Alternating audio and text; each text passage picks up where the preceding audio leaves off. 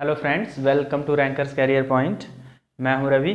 जैसा कि हम लोग TG2 की क्लासेस में देख रहे थे कि फ़िलहाल सारा टॉपिक हमने DC का डिस्कस कर रखा, कैपेसिटर पढ़ लिया था, इंडक्टर पढ़ लिया था। आज हमारा एक स्पेशल टॉपिक है जो हमें आज डील करना है। सोल्डरिंग क्या होती है, सोल्डरिंग के बारे में हम लोग पढ़ेंगे और जानेंगे कि डिफरेंट टाइप के सोल्डर किस किस तरीके के मटेरियल को जोड़ने के लिए कौन कौन सा जो है फिलहाल मटेरियल यूज़ किया जाता है, किस तरीके के एलॉय होते हैं। तो इन सब के बारे में हम लोग आज इस वीडियो में डिस्कस करेंगे। तो चलिए स्टार्ट करते हैं, देखते हैं। सबसे पहली बात तो हम ये जान लें कि सोल्डरिंग होती क्या है। तो सोल्डरिंग सिंपली आप जान लीजिए, दो असमान या समान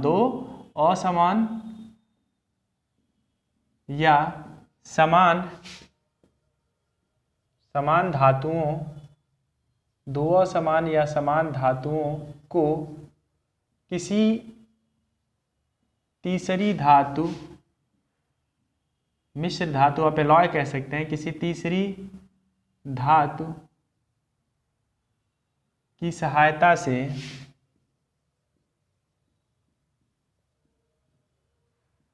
जोड़ने की प्रक्रिया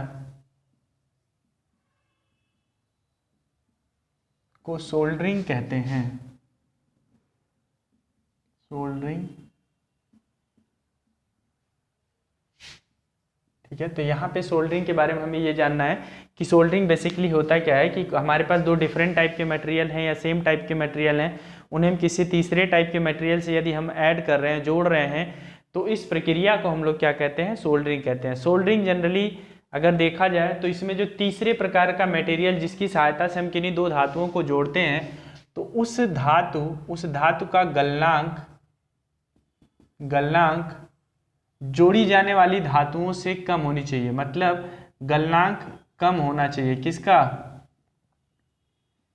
जिसकी सहायता से हम जोड़ रहे हैं। किससे कम होना चाहिए, जोड़ी जाने वाली धातुओं से क्या होना चाहिए, जो तीसरा धातु है उसका। ये जो तीसरी धातु हम लोग यूज कर रहे हैं, तीसरी धातु से हम लोग क्या बोलते हैं, नाम देते हैं फिलर बोलते हैं। क्या बोलते हैं, फिलर नाम देते हैं उसको, फिलर हम लोग पढ़ते हैं, ठीक है। फिलर धातु जो होता है बेसिकली टिन और लेड का एलॉय होता है। टिन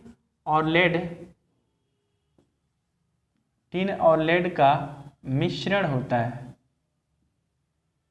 टिन और लेड का मिश्रण होता है, मतलब जो हमारा सोल्डरिंग मटेरियल होता है जिससे हम लोग सोल्डर करते हैं, फिलहाल जो तीसरा धातु हम लोग यूज कर रहे हैं किन्हीं दो धातुओं को जोड़ने में, वो बेसिकली हमारा टिन या लेड का जो है, टिन और लेड के एलॉय से बना होता है। और फिलर धातु जो होता है इसका गलनांक हमेशा उन धातुओं से कम होना चाहिए जिनको हम जोड़ रहे हैं। नेक्स्ट आप जान लीजिए, DC मशीन में जो आर्मेचर वाइंडिंग के सिरों को कम्यूटेटर से जोड़ा जाता है, वो सोल्डरिंग मेथड से ही जोड़ा जाता है। जो DC मशीन की आर्मेचर वाइंडिंग होती हैं, उनको जब अगर हमें कम्यूटेटर से ऐड करना होता है, जोड़ना होता है, तो वहाँ पे हम लोग सोल्डरिंग प्रक्रिया ही यूज़ करते हैं। देखिए अब यहाँ पे हमारे पास सोल्डरिंग दो तरीके का सोल्डर होता है, एक सॉफ्ट सोल्डर होता है और एक हार्ड सोल्डर, जिसको हम लोग नर्म सोल्डर कहते हैं, और कठोर सोल्डर। दो तरीके के हमारे पास सोल्डर होते हैं, नर्म सोल्डर और कठोर सोल्डर। जो आपका नर्म सोल्डर होता है और कठोर सोल्डर होता है, इनके बारे में हम लोग थोड़ा थोड़ा जान लेते हैं। कठोर सोल्डर और नर्म सोल्डर जो नाम दिया गया है वो बेसिकली इसी आधार पर दिया गया है, इनका गलनांक उच्च होता है, गलनांक उच्च होता है, इनका गलनांक कम होता है। गलनांक तुलनात्मक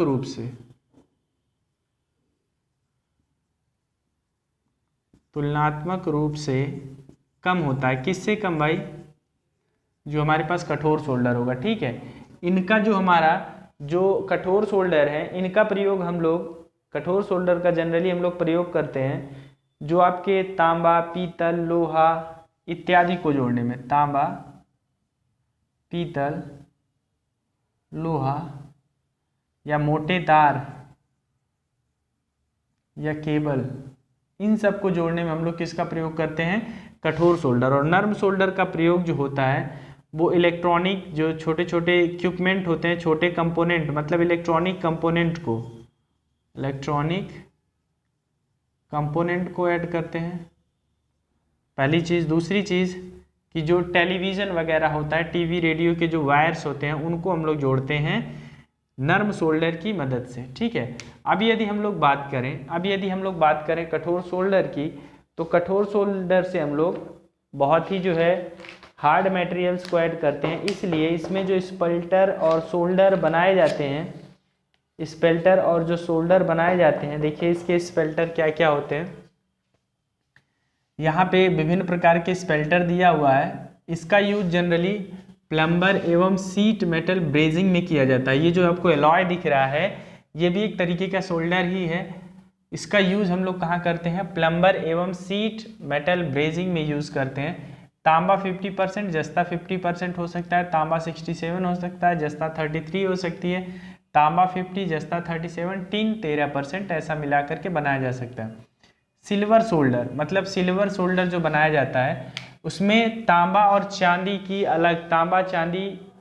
अलग अलग मतलब धातुओं की जो मात्रा होती है उनसे क्या होता है कि किस प्रकार के मटेरियल को जोड़ना है, इस प्रकार का डिसीजन लेते हैं और उनका गलनांक कितना रखना है। जो गलनांक बिंदु हम लोग चेंज करते हैं, किसी का गलनांक ज़्यादा होता है, किसी का गलनांक कम होता है, ये बात किस पे निर्भर करता है, वो जो एलॉय हम यूज़ कर रहे हैं कितने परसेंट टिन है, कितने परसेंट लेड है। अब ऑब्वियस सी बात है, आप भी जानते हैं कि यदि टिन और लेड की बात करें, इसके एलॉय की बात करें, तो अगर हम कंपेरेटिवली अगर टिन की वैल्यू, टिन का मिश्रण एलॉय में ज़्यादा रखें, टिन की मात्रा ज़्यादा रखें कंपेयर टू लेड, तो क्या होगा, जो आपका टिन और लेड का एलॉय जो सोल्डर निकल कर आएगा, नॉर्म सोल्डर जो सॉफ्ट सोल्डर आएगा, उसका गलनांक अधिक होगा कंपेयर टू यदि टिन की मात्रा कम रखें और लेड की मात्रा अधिक रखें तो यहाँ पे देखिए सिल्वर सोल्डर में तांबा और चांदी कि ये 33 और 67% मिलाया गया अगर चांदी के वस्तुओं को जोड़ना है, और तांबा 20%, चांदी 10%, सोना 70% अगर स्वर्ण आभूषणों को जोड़ना होता है तो ये सिचुएशन होती है। हम इतना मिलाते हैं उसमें तांबा, चांदी और सोना, जो वहाँ पे फिलर मटेरियल हम लोग यूज़ करते हैं, जो वहाँ पे हम लोग फिलर के रूप में यूज़ करते हैं, कभी भी सोनार की दुकान पे आपने देखा होगा, तो वहाँ पे आप जान लीजिए तांबा, चांदी और सोना का ये इस परसेंट में मिश्रण होता है, 100% गोल्ड नहीं होता है वो। उसके बाद होता है तांबा 20%, चांदी 70% और जस्ता 10%। ये रजत आभूषणों को जोड़ने के लिए जो आपके सिल्वर मेडल्स आप पढ़ते हैं, सिल्वर मीन्स क्या होता है, रजत।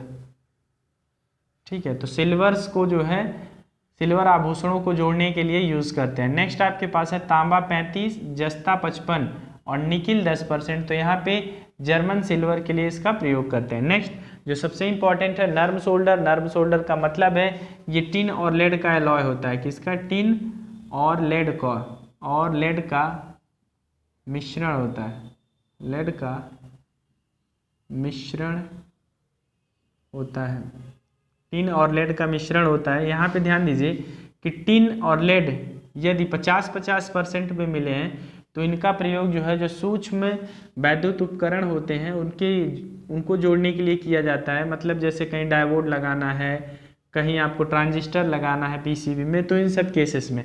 और अगर बात करें टिन और लेड का 80 और 20 का रेशियो, तो टीवी रेडियो में जो भी छोटे छोटे वायर्स होते हैं, जो भी कंपोनेंट्स होते हैं, उनको लगाने में हम लोग नर्म सोल्डर की इस परसेंटेज का यूज़ करते हैं, नर्म सोल्डर की इस परसेंटेज का यूज़ करते हैं।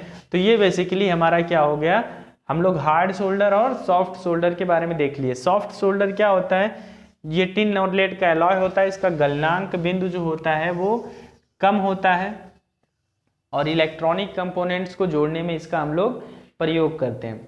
उसके बाद जो है एक अगला टॉपिक है हमारा फ्लक्स। सोल्डरिंग क्रिया को सफलतापूर्वक संपन्न करने के लिए फ्लक्स एक अधात्विक मिश्रण है, इसका प्रयोग हम लोग करते हैं। ठीक है, ये फ्लक्स क्या होता है, फ्लक्स मैग्नेटिक फ्लक्स की बात हम नहीं कर रहे हैं, फ्लक्स की बात कर रहे हैं जो सोल्डर में यूज़ करते हैं आप लोग जनरली। ये क्या होता है कि जिन दो धातुओं को जोड़ना है उनके बीच में जोड़ को मजबूत करता है, उनकी सतह को अच्छे से साफ करता है। साफ करके इनका प्रयोग हम लोग क्या करते हैं, फिलहाल वहाँ पे उसकी सफाई में करते हैं जोड़ को, और जोड़ को शीघ्र, जो आपका सोल्डर है उसको शीघ्र पिघलाने में भी सहायक होता है।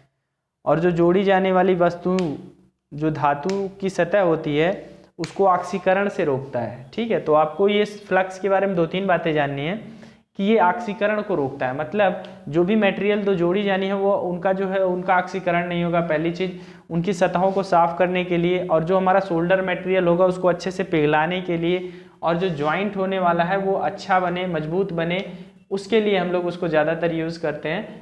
फ्लक्स को हम लोग इसी सिचुएशन में ज़्यादा यूज करते हैं। तो फ्लक्स अलग अलग धातुओं के लिए किस तरीके से, देखिए तांबा के लिए अगर हम लोग फ्लक्स की बात करें तो तांबा, अगर तांबा को हमें जोड़ना है तो उसके लिए जिंक क्लोराइड, अमोनिया क्लोराइड, इसका मिला करके फ्लक्स के घटक मतलब फ्लक्स बनाया जाएगा।